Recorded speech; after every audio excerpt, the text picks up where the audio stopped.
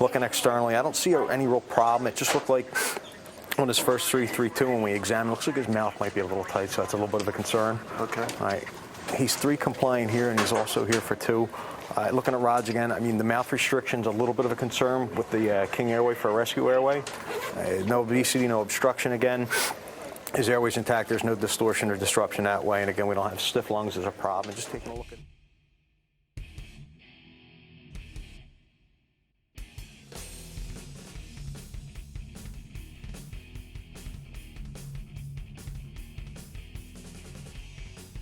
So what we're going to do, if we can put a nasal cannula on, I know it sounds kind of crazy, we're going to put a cannula on him and run at it 15 liters a minute. All right.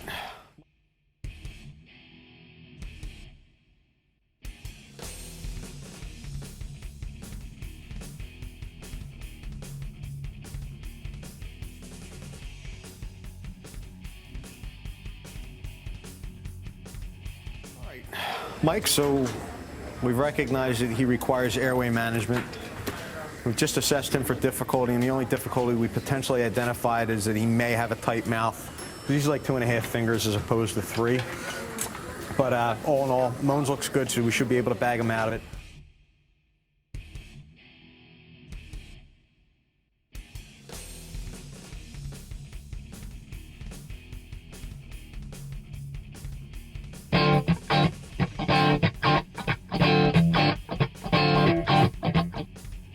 Guys, we're going to do a couple things real quick while he's pre-oxygen. If we got a suction unit around our facility's got a suction unit, why don't we get that ready?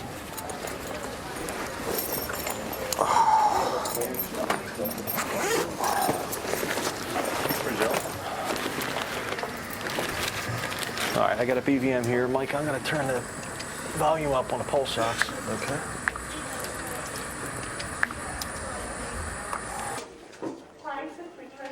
Guys, I'm going to get my equipment set up here and checked out, but what I'm going to do is a couple of different things. I'm going to need your help with some stuff. If we got the suction handy, if we make sure that that tubing's hooked up with the yank hour on, okay. When that's all set and ready to go, we're going to leave that on and running. I'm going to position that up by his head. What I might need to do, and Mike, our care plan is going to kind of be, first attempt's going to be direct laryngoscopy. Should something happen, the second attempt is going to go with a bougie.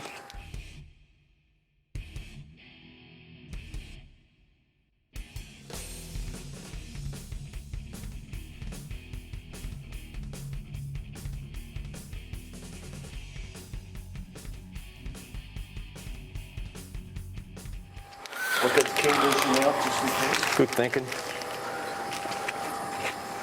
All right, I get that, I get that. I get this here.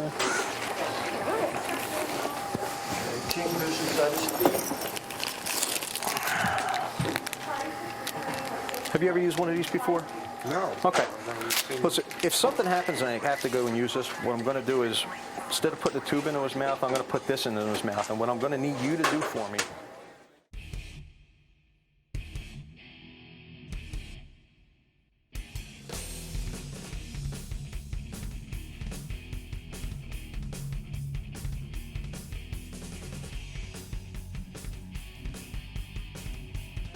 and once this is in, I want you to put the main part of the tube, not through the eye or anything, but the main part of the tube over this. Okay. And just slide that down to my hand. One other thing too, when we get started and we get to go with this, do me a favor, just keep an eye on his pulse ox. Sure. If that gets at 92%, just give me a heads up. Watch his heart rate too, in case his heart rate drops out and gets to 60. Bag valve mask, let me get set up. I have padding for behind his head ready to go. Great.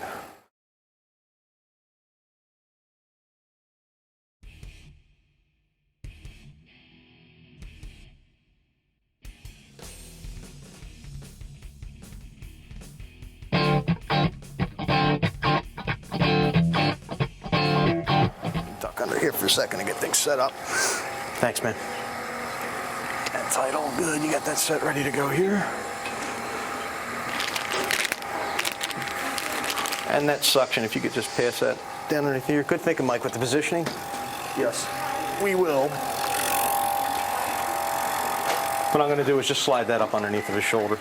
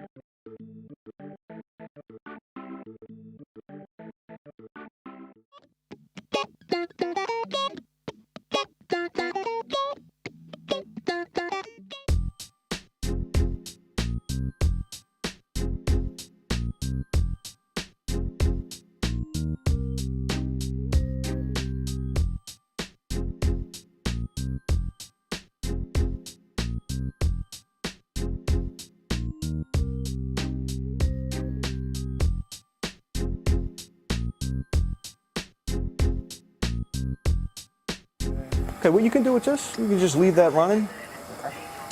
It's going to slide that right here. You can set that on the ground.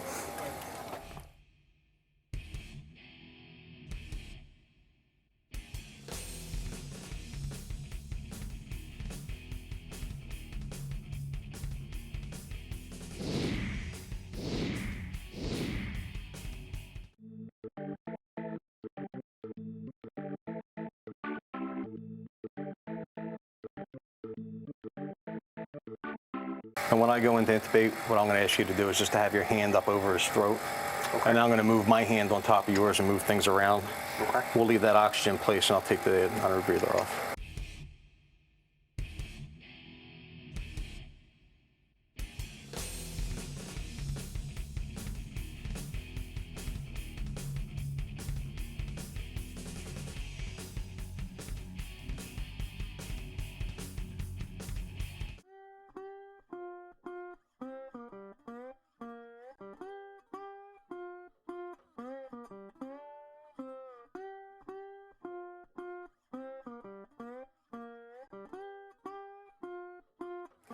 Okay, suck's going on board. Everybody ready? Yep. You can even hit the event on that when you're done.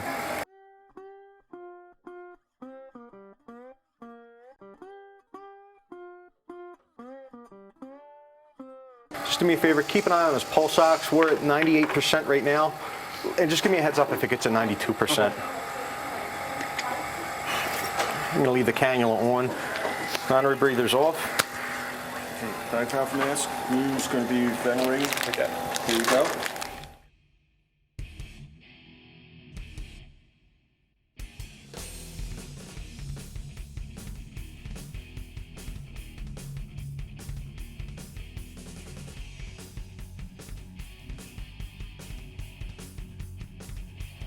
Okay, he's flaccid. We can take that off. So identifying anatomy, teeth, hard palate, soft palate. There's the uvula, there's the right side tonsil, the blade's back on the right side of the mouth. As I start to elevate and move towards the midline, making sure I don't have any tongue on the right side of the mouth. Right now I've got a grade 3 view. There's no pressure back on the teeth. I'm lifting up and away. And at this point, if I advance forward to activate the hypoepiglottic ligament, I've got a poor grade 2 view. But if I bring my hand around now for bimanual laryngoscopy, that's now improved to a good grade 2 view. So I'd have an assistant take that over. Well, thanks. And I could secure the tube. Belly.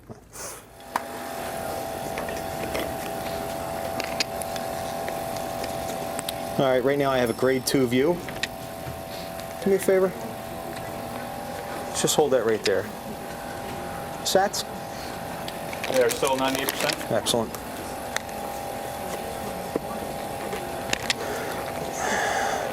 Okay, grade 2 view, 22 at the dentition. Good pulse is present. Cuff's going up. Sat is 96% right now. We'll put the end-tidal on there real quick. Good. All right.